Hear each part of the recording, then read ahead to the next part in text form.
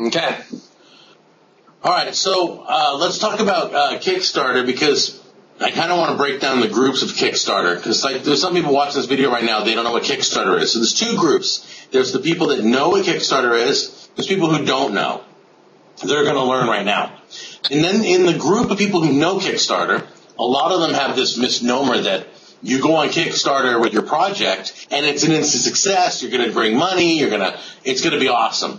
And then the other one realizes, the other part of that group realizes that 70% of the projects on Kickstarter fail. Okay? Okay. So that's kind of what I want to talk about. And then I also want to talk about Indiegogo, which, nobody seems to know that. And they came out first. Right. Okay. So so Kickstarter, explain it. What is it? All right. Kickstarter is where you take a project, no matter what it is, whether it's a product or a service, if you're doing a movie, or you have a new iPad case that's made by hand, or whatever. Okay. Whatever your deal is, and you're looking for crowdsourced funding. So you go on to Kickstarter and you set a goal. Let's say I make these mugs, and I need $10,000 to start my company.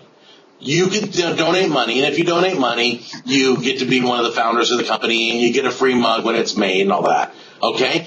I have to reach my goal. So my goal is $10,000. I have to reach it. Okay? If I don't, everybody who donated money for my project gets their money back. It goes back to the crowdsourced people. Okay. Right. For the crowdfunding.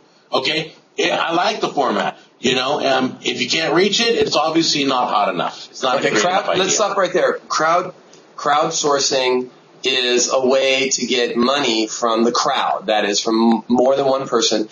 The traditional way is you go to venture capitalists or you go to an angel investor. An angel investor is usually one person who will give you money and take a huge part of your company. Venture capitalists will is a group.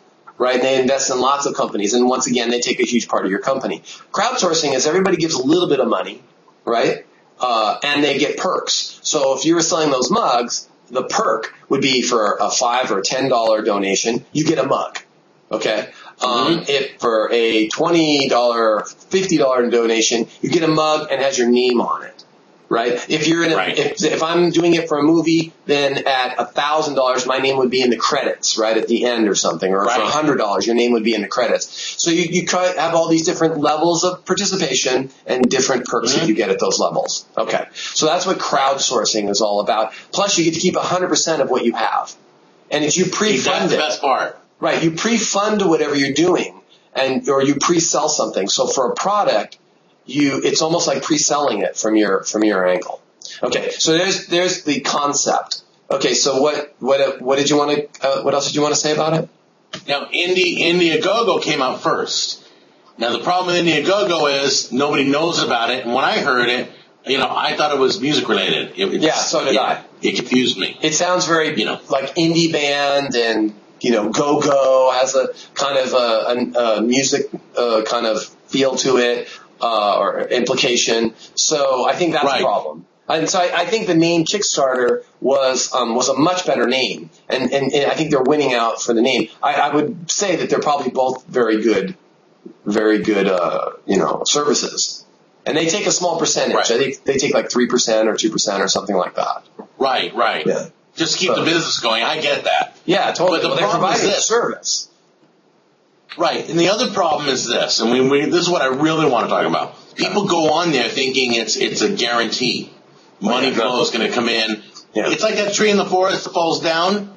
You could be on Kickstarter and nobody knows you exist still. Right. Yeah. So once again, the problem is always letting people know that you even exist. Right? Just because the internet's there doesn't mean that anybody's listening to you. Just because it's like you can stand on your rooftop and yell, and maybe a few people around will hear you, but that's it. You need some kind of multiplier, something that amplifies that message, or repeats it, right? You need to broadcast out and repeat that message. You need a mechanism to take the message that you are trying to put out there and tell people about it. So it's up to you, even though you start a Kickstarter campaign, to market it. And now you're right back to where you started in the beginning. Nobody knows who you are. Nobody knows about your product? Where do you go? Everybody tells you, go to social networks and stuff. And unless you have a huge following there already. Same thing with Facebook. It's the same thing anywhere. Everywhere on the internet. Same problem. Same problem. It's been that way since day one, and it'll continue to be that way. There is no place where you can go and tell people about things that they might be interested in. I would love a website where I could go and say, I'm interested in these things. So market to me those things, right? Right. And then I could get information on that. And I could peruse it, have it emailed to me. I could control it completely of what I want to know about. So I might be into photography, let's say. I want to hear about new lenses or new cameras coming out, right? Market to me the things that I'm interested in. So it's like permission marketing, but a website where I can go and say, please, these are the things I'm interested in, send them to me. And then at least if you had something like that, now I come up with a new camera or a new camera device, I'd have some place to go, and there'd be people who I already know would be interested. There's no And if I have to see an ad, I want to see something I have an interest in. That's all I want to see. Nobody minds being marketed to when they're interested in something. Okay? That's what nobody talks about. And the internet is the only way that you can make that happen. Because the internet is the only place where I can log on and set up my own profile and pick and choose things. It's the only place where that can happen. And that's what's missing in all of the stuff that we're doing. What are you interested in? Hold on. I got to tell you this. So I'm on my cooking channel, right? Yeah. And I'm doing some beefy, juicy burger or something, right? Okay. And the ad that pops up is 5 signs that you know you're having a heart attack. Serious? Serious, Google? That's the best commercial for my cooking show. Yeah. Thank you. I appreciate that. Yeah, 5 great. signs. 1, you're watching this video. 2, you're eating the burger that Jack just cooked. Exactly. Oh, my gosh. Yeah, Google doesn't have it down yet. They're working on it. Well, it's not fair. They have a hard job. What they're trying to do is they're trying to take audio and video content and match the advertising. What I want is I want an ad. I want ads to be sent to me. Like, for example, your refrigerator's on the blink, okay? You think, hell, I need a refrigerator. Well, I don't pay attention to refrigerators. What are the new refrigerators doing these days? What are good ones? What are bad ones? I'm not that interested. But when it's time to get a new refrigerator, I'm like uber interested in refrigerators. And only for a short period of time. So I'd love to go into this website where I could say, send me stuff on refrigerators. And for the next so many weeks, I get stuff on refrigerators and I get acclimated into in the marketplace. And then when I'm done, I buy a refrigerator, I can check thing off. Done. Now, the ads aren't, I'm not paying for ads to somebody who just bought a refrigerator as a refrigerator manufacturer. So what it has to be has to be a cooperation between the people who want information on things, which lots of people do on lots of different things and lots of different times. And there's people who have stuff and of value and it's just connecting these two people. Right. If I want to see Kickstarter ads, I want to mark Kickstarter. Mark it to me, Kickstarter. Mark it to me. There are websites I want to be bothered by. There just are. Honestly, I love it. Twit TV. If you're going to be broadcasting something in the next 10 minutes that I might be interested in, I want you to bother me. Kickstarter, I subscribe to the newsletter. Yeah. I just love it. So we need to get a better method of getting information out to people and not just throwing crap at the wall. You have tons of people on the internet and you have people who have valuable products and services that nobody knows about. Okay? And then you have real estate agents.